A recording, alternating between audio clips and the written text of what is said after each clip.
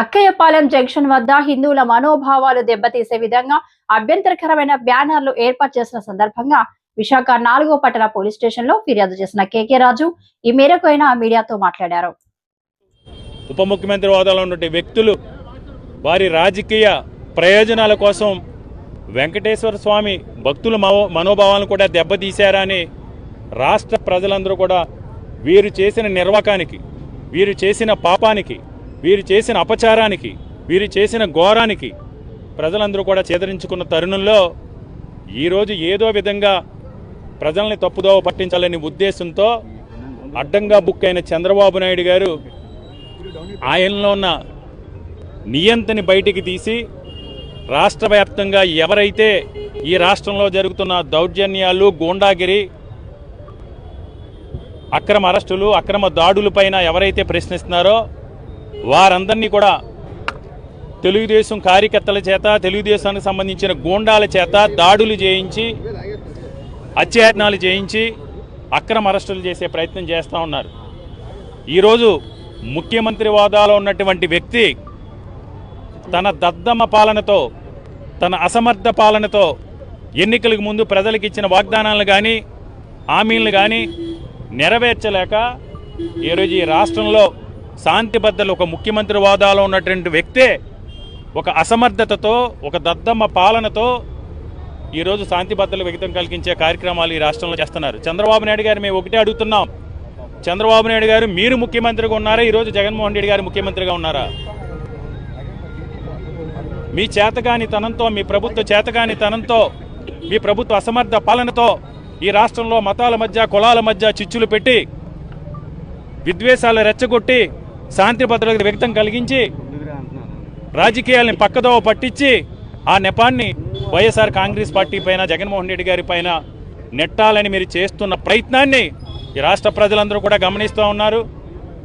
ఇది చాలా దుర్మార్గం, చాలా దుర్మార్గం. ఎందుకంటే క్లియర్గా ఈరోజు సిబిఐ ఛార్జ్షీట్ ద్వారా ల్యాబ్ రిపోర్ట్లో క్లియర్గా ఇవ్వడం జరిగింది. అందులో ఎలాంటి బీఫ్ ఫ్యాక్ట్ కానీ, యానిమల్ ఫ్యాక్ట్ కానీ, ఫిష్ ఆయిల్ కానీ కలవలేదని వారి నివేదిక ఇచ్చిన తర్వాత, అంటే మీరు అధికారంలో ఉన్నారా, మేము అధికారంలో ఉన్నామా?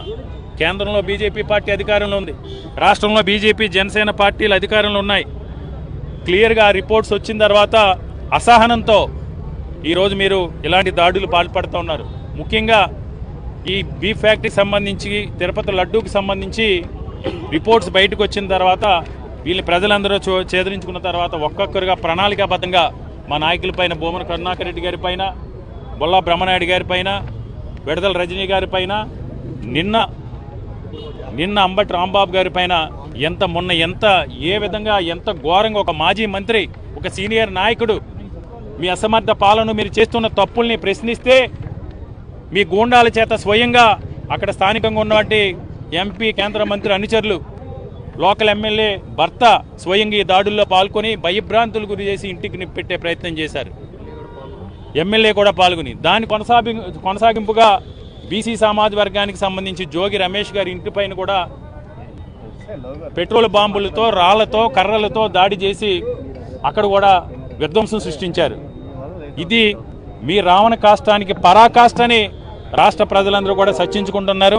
ముఖ్యంగా మా యొక్క డిమాండ్ ఈ రాష్ట్ర ప్రజలందరూ కూడా ఒకటే కోరుకుంటూ ఉన్నారు. కోట్లాది మంది భక్తుల మనోభావాల్ని, వారి నమ్మకాన్ని, విశ్వాసాన్ని దెబ్బతీసిన చంద్రబాబు నాయుడు గారు కానీ, పవన్ కళ్యాణ్ కానీ ప్రపంచవ్యాప్తంగా ఉన్న వెంకటేశ్వర స్వామి కారణాలు ఒకటి, తిరుపతి లడ్డు విషయంలో సిబిఐ దర్యాప్తు నివేదికలో జంతు కొవ్వు కలవలేదు అని స్పష్టంగా ఇవ్వడం జరిగింది. రెండోది, గీతం భూముల విషయంలో 5,000 కోట్ల భూదోపిడీకి గీతంలో యాజమాన్యంగా ఉన్న ఈ విశాఖపట్నం ఎంపీ భరత్ గారు చేస్తూ ఉన్నారు. దానివల్ల తెలుగుదేశం పార్టీ మీద విపరీతారు. ఈ వ్యతిరేకతని, ప్రభుత్వం మీద వ్యతిరేకతని డైవర్ట్ చేయడంలో భాగంగా ఇలాంటి దారుణమైన పనికి వీళ్ళు పూనుకున్నారనేది స్పష్టంగా అర్థమవుతుంది. ఈ అన్ని సందర్భాల్లో కూడా ప్రభుత్వం మీద తీవ్రమైన వ్యతిరేకత వచ్చింది. ప్రభుత్వం ఇప్పుడు డిఫెన్స్లో పడిపోయింది. అందుకు ఏ మాన్సలో చెప్పలేక ఇలా దౌర్జన్యాలకు దిగుతూ ఉండే పరిస్థితి. మాట్లాడిన ప్రతి ఒక్కరిని కూడా ఈరోజు దాడులు చేస్తూ మాజీ ఎమ్మెల్యేలు, మాజీ మంత్రుల మీద ఈ విధంగా చేయడం ఎంతవరకు సమంజసమని నేను అడుగుతూ ఉన్నాను. వీటికి సమాధానం చెప్పాలి. ప్రజల్లో వీటి మీద ఈ అంశాల మీద వ్యతిరేకత వచ్చింది, ఈ 3 అంశాల మీద.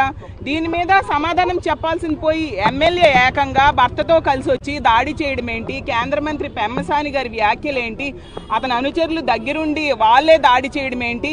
మనం చూసాం ఆ విజువల్స్లో. అసలు ఎమ్మెల్యే భర్తే కర్ర పట్టుకొని వచ్చి కొట్టడం ఏంటి, కర్రలతో, సుత్తులతో, రాడ్డులతో, రాళ్లతో.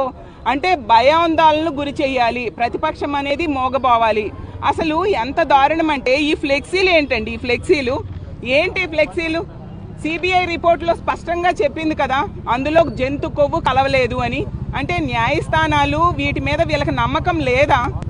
నమ్మకం లేక ఇలాంటి ఫ్లెక్సీలు అడ్రస్ ఏమీ లేకుండా వేయడమా? అంటే ప్రజల్ని ఇలా నిత్యం మభ్యపెడుతూ పక్కదోవ పట్టిస్తూ అబద్ధ ప్రచారం పదే పదే చేయడమే వీళ్ళ పనా? బీజేపీ వాళ్ళు తీసుకుంటే ఆ రోజు చెక్క భజన చేసుకుంటూ ఒక మహిళ వచ్చింది, ఈ రోజు ఎందుకు ఆవిడ మాట్లాడలేదు?